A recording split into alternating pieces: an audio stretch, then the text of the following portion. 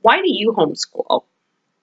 That is a really big question that I think many of us need to be asking ourselves. Why do we homeschool? There is a little boy in my neighborhood.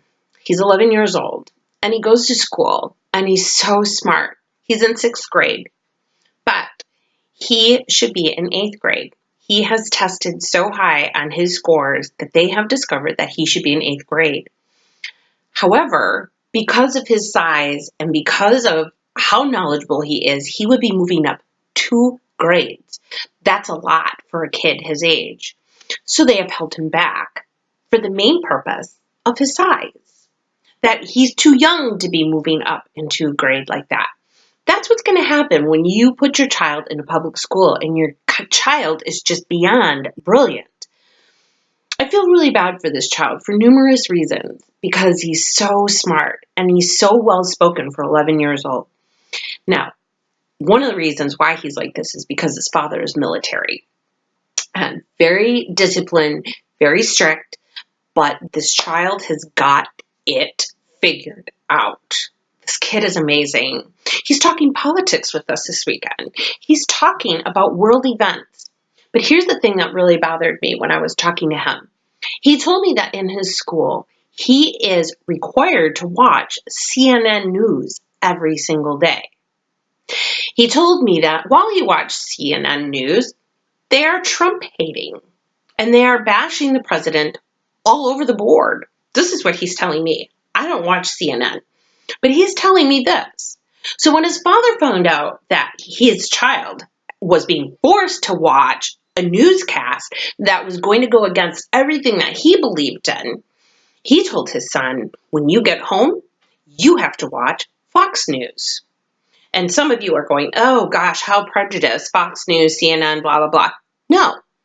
The reason why his father was telling him to watch Fox News wasn't so that he could brainwash him into watching Fox News, but that he could get a differing opinion on the subjects that CNN was bashing other people about. Now, granted, Fox News does that as well. They are supportive of the Republican agenda, so to speak, sometimes, not always. But this gave this child the opportunity to get both sides of the coin. I told him that school used to be a place for critical thinking, where you could learn to be an independent thinker, where you weren't forced to be like the person next to you. You weren't becoming a mini robot, where you were being force-fed information, misinformation, and hateful information that would turn you into something your parent would not recognize when you came home. But that's what the school system is today. And listening to this child talk about his learning experience, he's picked on all the time, and he's miserable at school. And he says, I'm a walking calculator. And he is, and he loves math.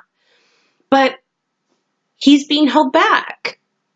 So when other kids are struggling with math, he's just passing right through it. He's just whizzing on by, and everyone makes fun of him for it, for being smart.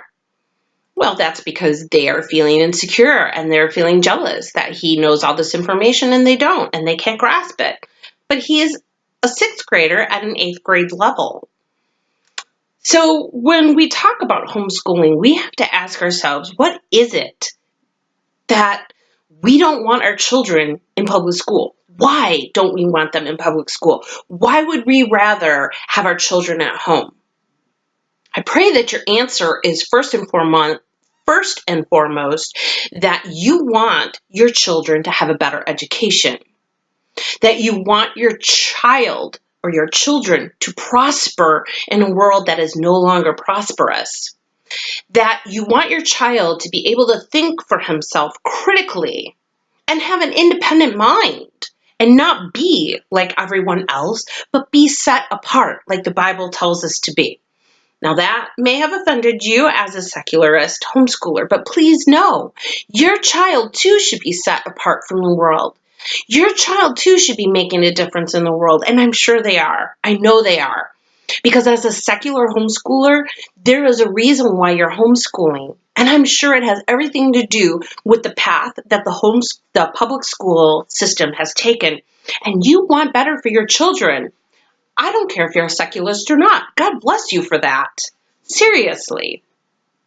I have the utmost respect for anyone and everyone who decides that my child deserves better than being turned into a machine. Absolutely. Your child isn't a machine. Your child is a human being with feelings and emotions.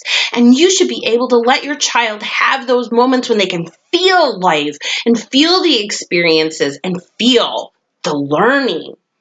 To take it all in, to process it, to figure it out, to learn, why am I learning this? Not just you're learning it because you have to know this for your test coming up, and you have to be like Johnny next to you and Sarah next to you, and you all have to agree on the same thing, and everybody has to be for gay marriage and transgenderism, and you no longer, as a parent, have any control and say so over what your child is getting taught at school. Your child's being force-fed CNN News. Now, some of you may think, great, awesome, that's fantastic, CNN. But there are many of us who don't believe in the CNN system and agenda and rhetoric. There are many of us who think for ourselves. I was recently told that I gave Republican talking points. I don't have talking points because, one thing, I don't listen to the talking points, and two, I have a mind of my own.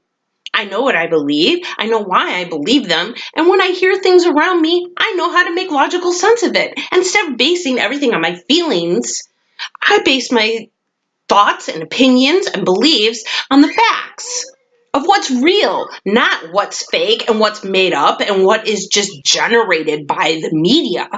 I don't do any of that. And this kid does the same thing. He knows the difference between right and wrong and what the media is saying and how wrong it is.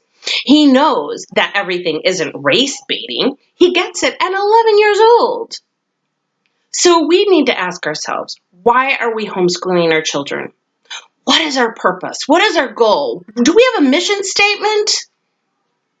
We don't, but we're going to come up with them because I really believe that it's important that we do have a mission statement. What do we stand for as a homeschooling family? What are our goals? What are our objectives? What are we trying to achieve in this process of growing our children and having them learn at home in our care? Because when we take on that role as the life, enhancer, the teacher, the mother, the caretaker, the homemaker, the wife, the mom.